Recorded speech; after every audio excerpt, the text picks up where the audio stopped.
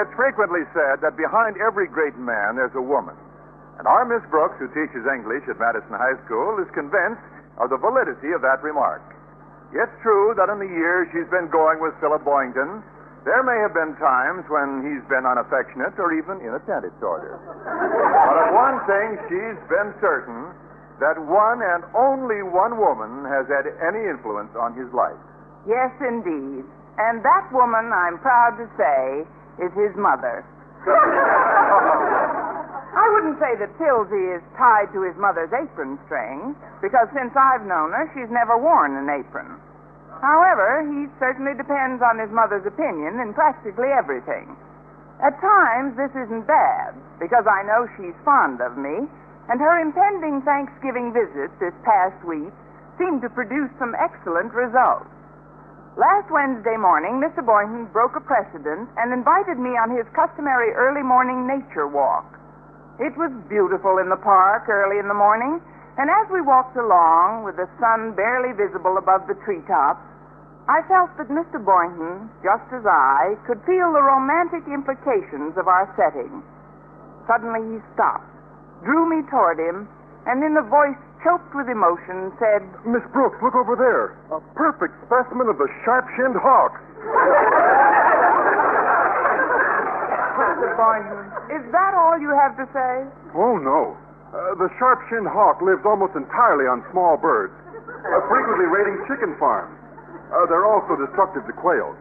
However, they're almost never seen in this part of the country. Have you ever seen a rarer bird, Miss Brooks? Only on the Madison High faculty.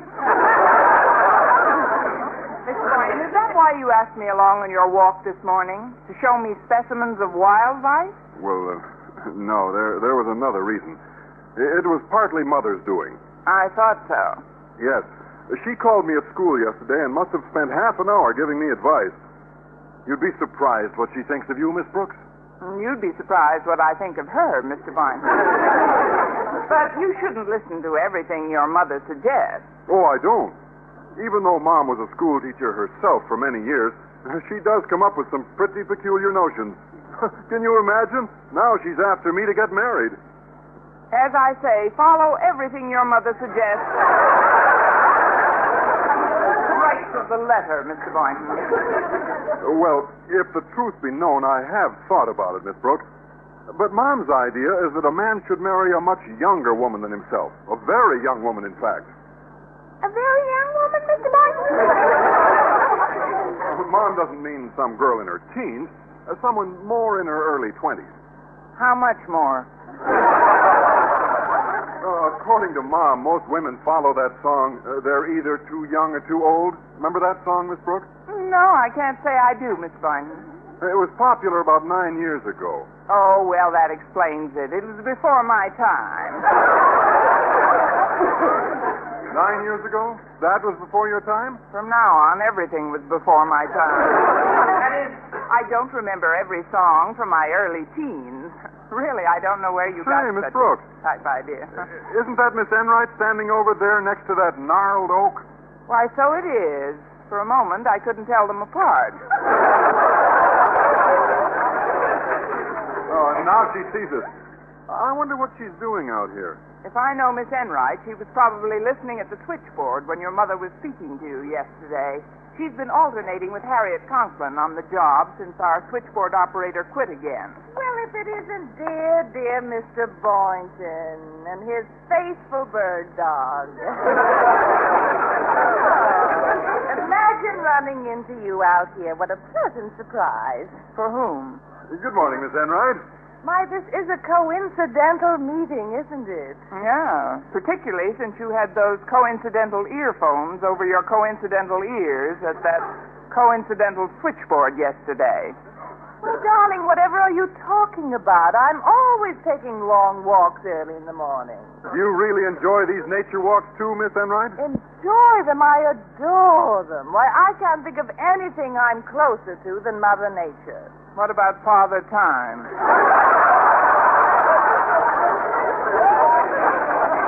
Now, if you'll excuse us, Miss Enright. Now, Miss Brooks, if Miss Enright really is interested in nature, she'll want to know what I discovered. Oh, Indeed, I would, Mr. Boynton. Well, I just found a sharp-shinned hawk in the bushes back there. Oh, really? I was wondering where you ran into Miss Brooks. You mean an actual bird. Oh, yes. Well, that is interesting. I'll bet you'll never guess what I ran into. What? A pair of the most beautiful field mice. Oh, good. Then I'll be wearing my pinafore and pigtails. See you later. Bye, Miss Brooks.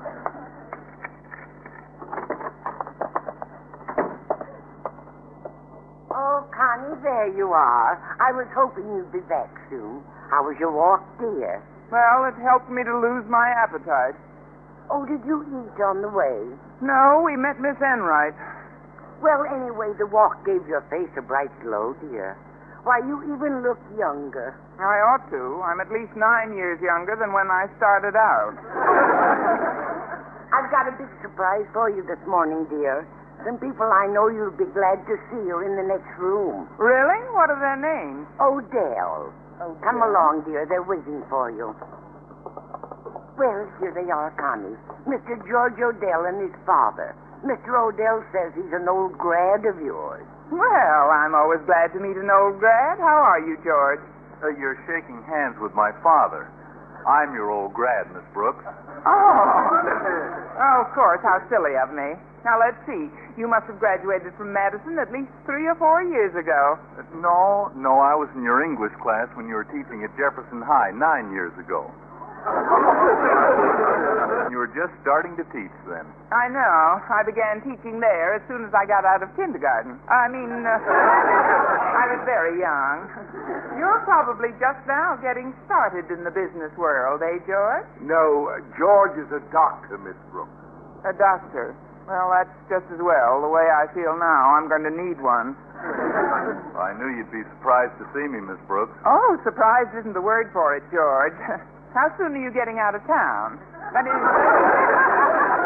how long are you staying in town? Well, we were just passing through, Miss Brooks. George has a patient to see in town and wanted very much to see you again. And since I'm an old grad of your principal, Mr. Conklin, I thought it would be great to see him. Mr. Conklin taught you, Mr. Odell? That's right.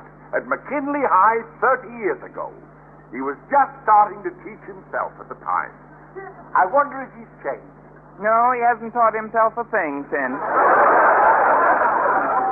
So Mr. Conklin was teaching 30 years ago. That's right. He was very young. Well, if I know Mr. Conklin's reaction, he stepped right out of the cradle into that job.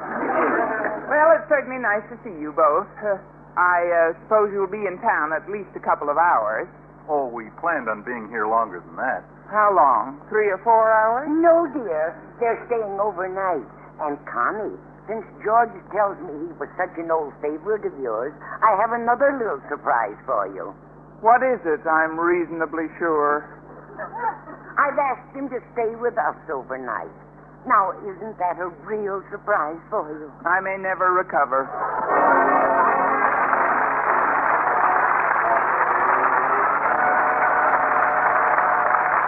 Hello there. I'm Radcliffe Hall.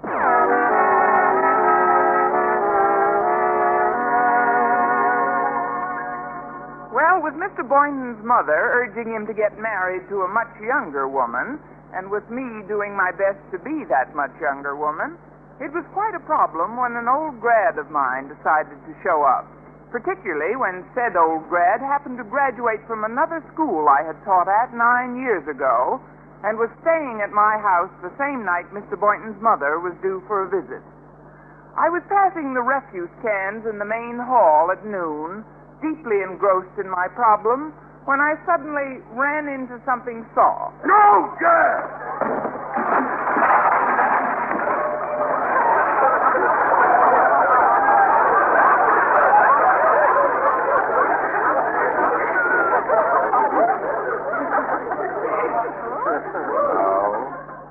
My day is complete. Oh, Mr. Conklin, I'm terribly sorry I ran into you, sir. Where are you? Under the third refuse can on your left. Well, I'm awfully sorry, sir. Can I help you up? And why not? You helped me down. Of all the frightful, premeditated attacks you've made on my person, this is the worst. Just look at this suit. Well, luckily I can brush most of this stuff off. Of course you can, and fortunately nothing happened to the brown hat you're wearing. That happens to be the remains of a half cantaloupe.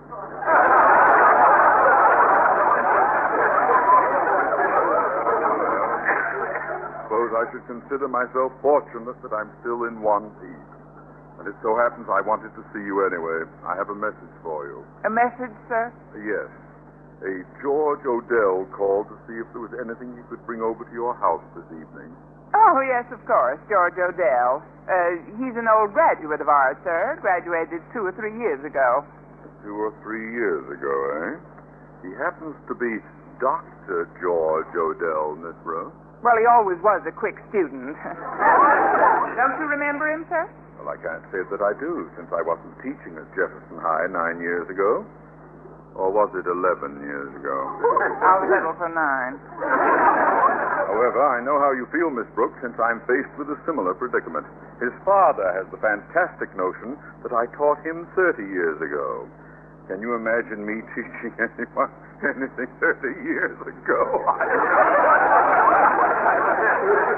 No, sir, I have a tough enough time imagining it today. It does seem fantastic. Why, 30 years ago, I was barely out of swaddling clothes. But frankly, Miss Brooks, I'd give anything if Odell Sr.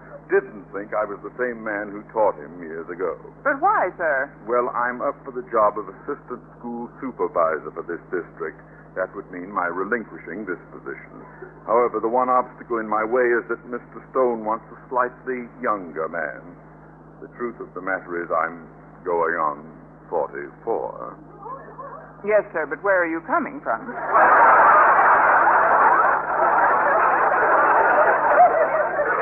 You don't look a day older, sir. No, I know it. I've practically convinced Mr. Stone I'm young enough for the job.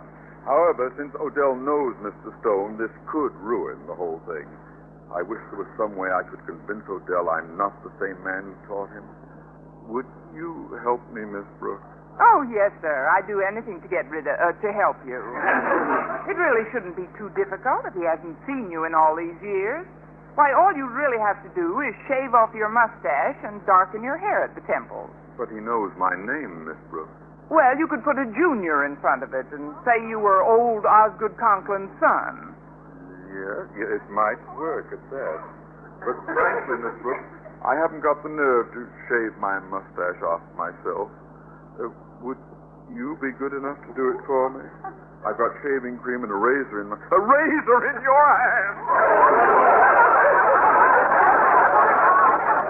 Oh, don't worry, sir. I'd resist the temptation even if I didn't know how strict the police are about such things. Well, I don't suppose there's much choice. Come along, Miss Brooks. Yes, sir.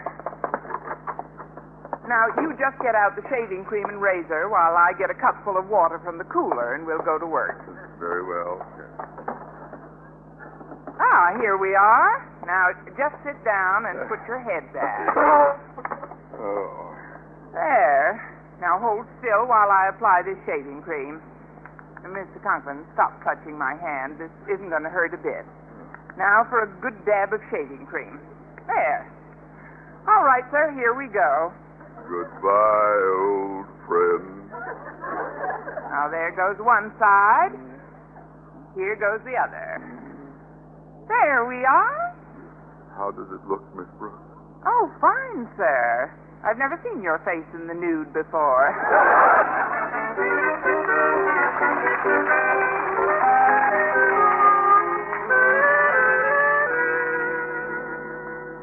Oh, Miss Brooks, wait up a minute. I'm glad we caught you before you left school. Oh, hello, Walter. Harriet. Hi, Miss Brooks. Did Daddy see you and give you the message? Is it George Odell called? And want you to call him back? Yeah, we got the biggest surprise ever. When we heard you taught this fella. 9 years ago at another school. And now... He's a doctor. I was wondering what happened to the Andrews sisters. Which one of you is Groucho? Does anyone else know about this old grad besides you two? Well, not that I know of, Miss Brooks. Harriet got the message from the new switchboard operator. The only other person who might have known about it's Miss Enright. She was showing the new operator how to use the switchboard. I'm dead. But what difference does it make if anyone else does know about your old grad, Miss Brooks? The reason is strictly personal. It has to do with Mr. Boynton and his mother coming over tonight. Oh, I get it now. And with this Dr. Odell around, it'll make you seem a lot more, mature than you want to appear. Is that the ticket? Uh-huh. And I wish I could use it to take the first train out of town. Oh, gosh, Miss Brooks, that shouldn't be such a difficult problem to solve. Well, just ask the doc to cooperate and tell him he graduated from Madison a couple of years ago. Well, I'm sure Mr. Boynton doesn't remember every student. Walter, you may have an idea. Well, sure. Yeah, I'll just lend the doc a sweater of mine and a few other things, and he'll look like a very recent graduate. You know, I think that might do it. Yes, I'm sure it will. Walter, I could kiss you. Miss Brooks, you wouldn't. Oh, don't worry about Walter and me, Harriet. As things stand now, I'm much too young for him.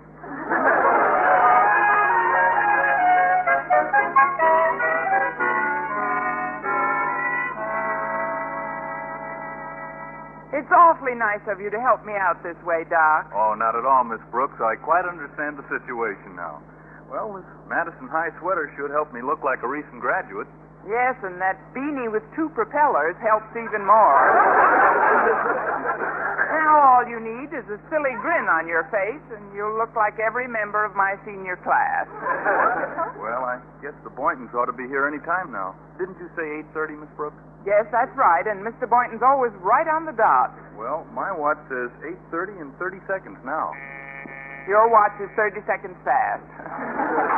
George, although you look like a recent Madison graduate now, I'd like to avoid any slip-ups. So if I can get rid of the Boyntons without having them meet you, I'd prefer it. Okay, then I'll stay in here until you want me, Miss Brooks. Good. Well, Mrs. Boynton, how are you? Well, Miss Brooks, and how are you? Well, you're looking just as fine as ever.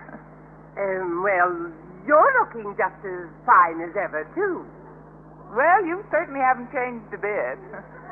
Well, you certainly haven't changed a bit either. Well, this time you go first. Please come in. Come in, Mr. Boynton. Well, it certainly is a pleasure to have you two over. Well, it certainly is a pleasure for us to be here. Well, oh no, you won't trap me into that again. Now that you're both here at my house, I have an excellent idea. What? Let's go out to a movie. Movie? Miss Brooks, Mother had a rather tiring trip. Would you mind if we stayed home tonight? Not at all. Let's go back to your home and stay there.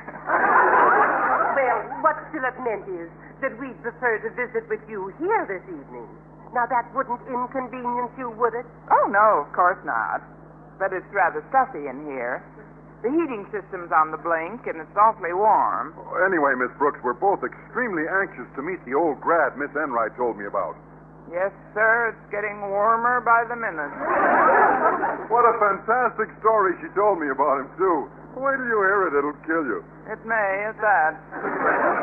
She said he graduated in your class 9 years ago when you were teaching at another school. Why, 9 years ago, you were probably just getting out of high school yourself. The ink was barely dry on my grammar school diploma, Mrs. Boynton.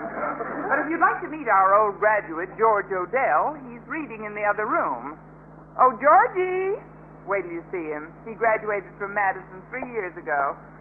Yes, ma'am? Do you want me, ma'am? Yes, Mr. Friday. George. Say hello to Mr. Boynton and his mother. Hello.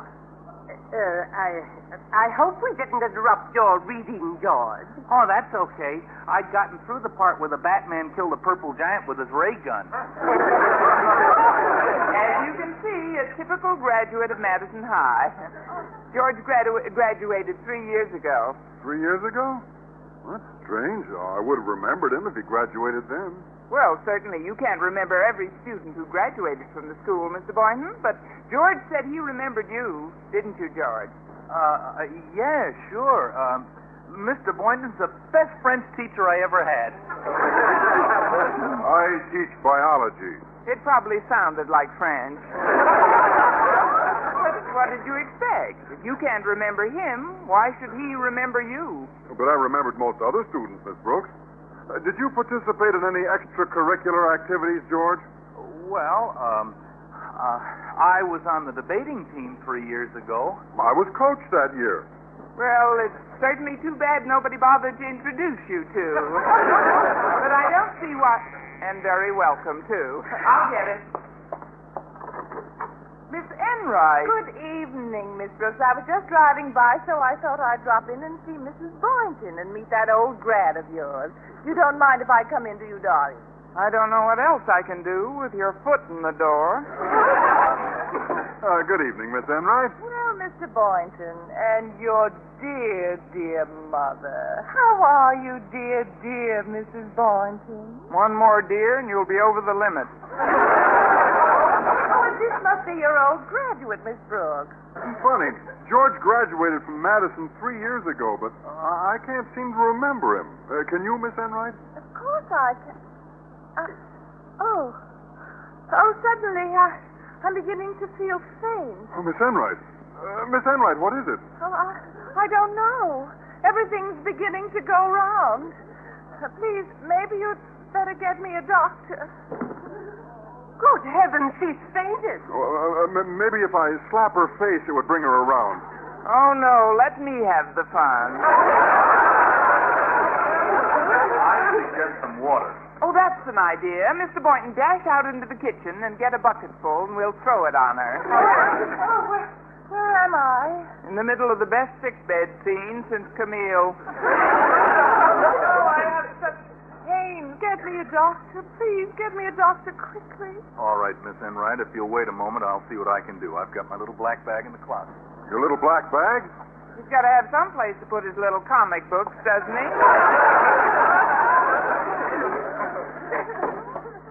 Now, here we go, Miss Enright. Well, what do you know? He's a doctor. Then it was true. He did graduate 9 years ago. Just as I was getting out of grammar school. Now, where does it hurt, Miss Enright? Well, I feel somewhat better now, Doctor. My trouble seems to pass. Mine's just beginning. Yes, it's true, Mrs. Boynton. Dr. Odell was my pupil 9 years ago, and I'm not 21. I'll take it this time, Miss Brooks. That's probably Dad getting back from his visit with Mr. Conklin. Hello, Dad. Hello, George. Well, Miss Brooks, you have quite a little gathering here, haven't you? How are you, Mr. Odell? Why, Sally Boynton, as I live and breathe. I beg your pardon. Do I know you? Know me? Don't you remember little Harry Odell, the kid you were teaching when I was at Wadsworth Junior High 35 years ago? Eureka!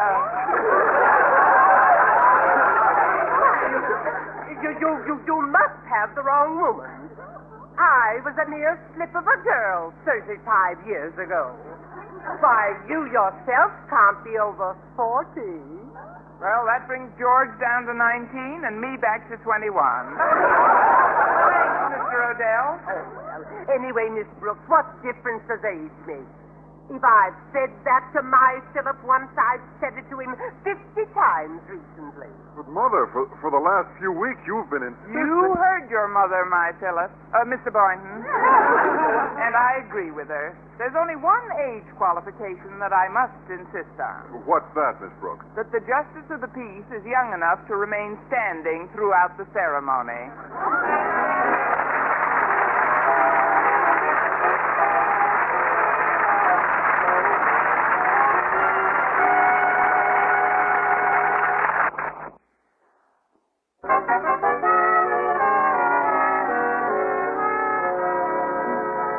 Once again, here is our Miss Brooks.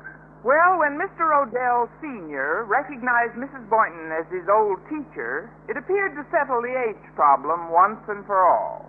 However, all precincts hadn't been accounted for. I'll get it. Hello? Hello, Miss Brooks. This is Mr. Conklin. I want to thank you for that brilliant little scheme of yours. Why, sir? Didn't you get the job? I most certainly did not. Didn't my scheme work out? Oh, your scheme worked fine. Much too fine. Then how could Mr. Stone think you're too old for the job? He doesn't. Now he thinks I'm too young. You know, Miss Brooks, there are times when I wish you'd resign from Madison. Well, if you wait a little while, that might not be necessary, Mr. Conklin. What do you mean? A few more days like this, and I'll be old enough to retire.